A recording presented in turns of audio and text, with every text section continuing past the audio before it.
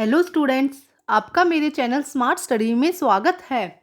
Students, आज हम शिक्षा निदेशालय की तरफ से दी जाने वाली कार्यपत्रक नंबर 11 करेंगे, जो कि क्लास 7 का है और विषय है हिंदी।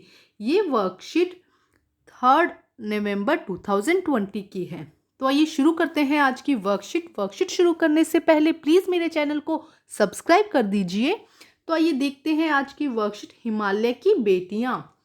गतिविधि 1। प्यारे बच्चों, अपने आप को नदी मानते हुए एक पत्र के माध्यम से सभी देशवासियों से आप निवेदन करें कि आपके जल को साफ सुथरा रखने में आपकी मदद करें। तो बच्चे, आपको क्या करना है, एक पत्र लिखना है जिसमें आप बताना है कि आपको अपने आप को एक नदी मानना है, जैसे कि आप अपने आप को गंगा मान सकते हैं, यमुना मान सकते हैं, और देशवासियों को एक निवेदन करना है कि वो नदियों को गंदा ना करे, उसके जल को प्रदूषित ना करे। तो उससे रिलेटेड आपको क्या लिखना है, एक पत्र लिखना है। तो यहाँ पे देखिए, प्रिय देशवासियों, मैं गंगा नदी हूँ या मैं यमुना नदी हूँ, इस तरह से लिख के देशवासियों को संबोधित करते हुए कि नदियों में कचरा ना फेंके, जल को प्रदूषित न करें और नदियों को साफ सुथरा रखने में मदद करें। इस तरह से हमें एक पत्र लिखना है। तो आइए देखते हैं स्टूडेंट क्या लिख सकते हैं इसके अंदर। हम बच्चे, मैं आपको थोड़ा सा हिंट दूंगी, आपको अपना जो ये पत्र है ये खुद लिखना है और खुद अपनी समझ के साथ में उसे और बड़ा करके, मतलब अगर मैं 3 लाइनें 4 लाइनें करवा रही हूँ तो उसे और एक्सपेंड करना है बच्चे आपको। तो आइए देखते हैं इसका आंसर बेटा हम। तो आइए देखते हैं बेटा आंसर। प्रिय देशवासियों, सदैव मंगल में रहो, मैं गंगा नदी हूं। देखो, क्या हम पहले देशवासियों से बात करें तो हम ये कहेंगे सदैव मंगल में रहो, सभी खुश रहो, मैं गंगा नदी हूं। आपको जानकर दुख होगा कि आप मुझे गंगा मैया कहकर बुलाते हैं, लेकिन आजकल मेरा स्वास्थ्य अच्छा नहीं चल रहा है। देखो क्या कहा जा रहा है कि आपको जानकर दुख होगा कि आप मुझे गंगा मैया कहते हैं। हम जो गंगा नदी है या गंगा रिवर है उसे हम क्या मानते हैं, माँ का दर्जा देते हैं ना। तो आपको जानकर दुख होगा कि आप मुझे गंगा मैया कहकर बुलाते हैं, लेकिन आजकल मेरा स्वास्थ्य अच्छा नहीं चल रहा है। आगे देखिए क्या लिखा गया है बेटा। और इसकी वजह मेरे प्यारे देशवासी ही हैं। अब वो क्या, देखो दिक्कत क्या है, किसकी वजह से हो रहे हैं, देशवासियों की वजह से है ना। और इसकी वजह मेरे प्यारे देशवासी ही हैं। मेरे जल में औद्योगिक कचरा, गंदा पानी, रसायन, बेटा यह कर लीजिएगा, ठीक है, रसायन युक्त जल आपकी घरों की पूजन हवन हवन सामग्री दिन प्रतिदिन मिलते हैं। अब देखो गंगा नदी क्या बोल रही है आपसे कि मेरे जल में औद्योगिक कचरा, रासायनिक गंदा जो पानी है, गंदा रसायनिक युक्त वाला पानी, घरों में जो पूजन सामग्री होती है, हवन सामग्री होती है, दिन प्रतिदिन मिलते हैं। उससे मेरी दशा खराब और खराब होती जा रही है। अब क्या होगा, जब कचरा मिलता जा रहा है तो जो नदी की जो हालत है वो क्या होती जा रही है, दशा क्या होती जा रही है, खराब और खराब होती जा रही है। अगर आप लोग मेरे जल का अपने उपयोग में लाना चाहते हैं, अगर आप मेरे जो नदी का जल है उसको उपयोग, मेरे जल को उपयोग में लाना चाहते हैं, तो आपको अपनी ऐसी गतिविधियों को बंद करना पड़ेगा। आपको क्या करना पड़ेगा बेटा, ऐसी गतिविधियां जिससे क्या क्या हो रहा है, परेशानी हो रही है, उनको क्या करना पड़ेगा, बंद करना पड़ेगा।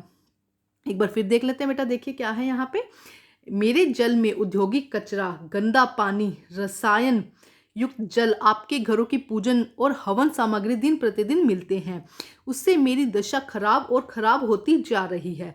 अगर आप लोग मेरे जल को अपने उपयोग में लाना चाहते हैं, अगर, क्योंकि हम क्या करते हैं, गंगा नदी का पानी इसको बहुत पवित्र मानते हैं ना, तो अगर आप मेरे जल का उपयोग अपने घर में उपयोग में लाना चाहते हैं तो आपको अपनी ऐसी गतिविधियों को बंद करना पड़ेगा।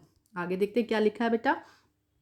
जिससे मेरे जिससे मेरा जल गंदा और जहरीला हो रहा है। ऐसी गतिविधियों को बंद करना पड़ेगा जिससे कि मेरा जल क्या हो रहा है, गंदा और जहरीला हो रहा है। देखो यहाँ पे क्या कहा था कि आपको ऐसी गतिविधियों का उपयोग जो गतिविधियां कर रहे हैं उनको बंद करना पड़ेगा जिससे कि मेरा जल गंदा और जहरीला हो रहा है।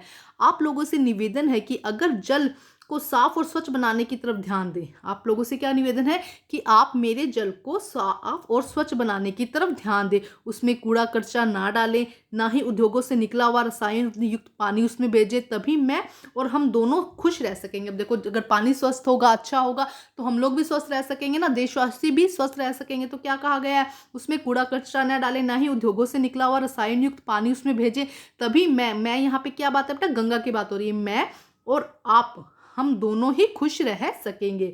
आपकी प्रिय नदी गंगा। ठीक है स्टूडेंट। तो बेटा आज की जो ये क्वेश्चन है जो जिसमें आप गंगा नदी बने और आपने देशवासियों को संबोधित किया कि आप उसको स्वच्छ रखें। आइए देखते हैं नेक्स्ट क्या है वर्कशीट में क्वेश्चन बेटा। देखिए बेटा प्रश्न नंबर 2 गतिविधि 2। आज 2 गतिविधियां दी गई है। एक में आपने पत्र लिखा है गंगा नदी बनकर कि कैसे गंगा नदी को साफ रखा जा सकता है। दूसरा क्या है, निम्नलिखित नदियां जिन जिन राज्यों से गुजरती है उनके नाम लिखने हैं आपको।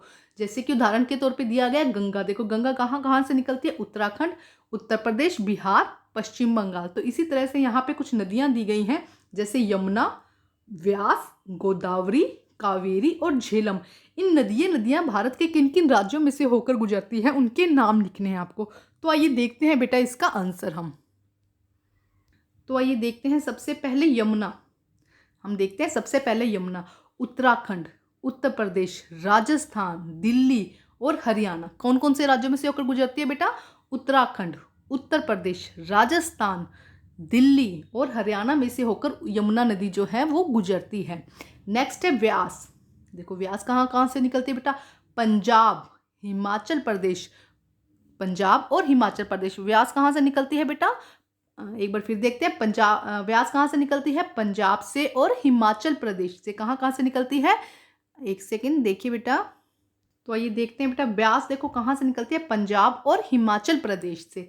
नेक्स्ट है गोदावरी। गोदावरी कहाँ से निकलती है बेटा, महाराष्ट्र, तेलंगाना, छत्तीसगढ़, आंध्र प्रदेश और पांडिचेरी। कौन कौन से राज्यों में से निकलती है बेटा, महाराष्ट्र, तेलंगाना, छत्तीसगढ़, आंध्र प्रदेश और पांडिचेरी से। यमुना का हम देख चुके हैं कि उत्तराखंड, उत्तर प्रदेश, राजस्थान, दिल्ली और हरियाणा में से होकर निकलती है। यमुना, व्यास और गोदावरी का हम देख चुके हैं बेटा। आइए अब देखते हैं नेक्स्ट बेटा क्या है, कावेरी और झेलम। कावेरी कहाँ से निकलती है बेटा, कर्नाटका, तमिलनाडु एंड केरल। केरल में से भी निकलती है बेटा। ठीक है, तो बेटा आप सीधा ही आंसर लिख मत लीजिए कि जो मैंने बोला वो लिखिए। इसके लिए नेट से थोड़ा सर्च करिए। हो सकता है कि मैं किसी एक राज्य का नाम भूल गई हूँ, ना बता पाई हूँ, तो आप इसे सर्च करके फिर लिखिए। इससे आपकी नॉलेज भी और ज़्यादा बढ़ेगी और आप एकदम ऐसा नहीं होगा कि देखा है और उसको लिख लिया। ठीक है, आप सबके सब जो ये नदियाँ हैं अपने यूट्यूब पे या आप जो गूगल पे जाइए और सर्च करिएगा कि ये किन किन राज्यों में बहती है, तो उससे आपको और भी आइडिया हो जाएगा। तो गोदावरी हम कर चुके बेटा, महाराष्ट्र, तेलंगाना, छत्तीसगढ़, आंध्र प्रदेश और पांडिचेरी। कावेरी देखो कहाँ है, कर्नाटका, तमिलनाडु एंड केरल में। झेलम नदी कहाँ होती है बेटा, पंजाब एंड जम्मू कश्मीर में। पंजाब एंड जम्मू कश्मीर, देखो इसमें लिख दीजिए जम्मू कश्मीर में। ठीक है, पंजाब और कहाँ बहती है, जम्मू कश्मीर है। ठीक है स्टूडेंट, तो देखिएगा आप ये ज़रूर गूगल पे क्वेश्चन अपना। ठीक है स्टूडेंट, तो बेटा आज की जो आपकी वर्कशीट है वो कंप्लीट होती है अपनी वर्कशीट। और बेटा जो एक बार फिर मैं आपको कह देती हूँ, कई बार बोलते वक्त कुछ मिस्टेक हो जाती है, तो अपनी एनसीईआरटी को आप ज़रूर लेके बैठिएगा। उसमें भी इससे रिलेटेड क्वेश्चन है जो आज की एक्टिविटीज़ है। अदरवाइज आप गूगल पे सर्च कीजिएगा थोड़ा सा। जब सर्च करेंगे तो बेटा आपकी नॉलेज और भी ज़्यादा बढ़ेगी। ठीक है स्टूडेंट, तो बेटा आज हमने 5 नदियों के बारे में देखा, यमुना, व्यास, गोदावरी और किसके बारे में देखा, हमने देखा कावेरी के बारे में और लास्ट था झेलम नदी के बारे में। ठीक है, आप भी इनके बारे में थोड़ा और सर्च करिए और जानकारी इकट्ठा करने की कोशिश कीजिए। तो आज की वर्कशीट कंप्लीट होती है। वर्कशीट कंप्लीट करके अपने टीचर से चेक कराइए बेटा, और प्लीज़ मेरे चैनल को लाइक कीजिए, सब्सक्राइब कीजिए और शेयर कीजिए। Thank you.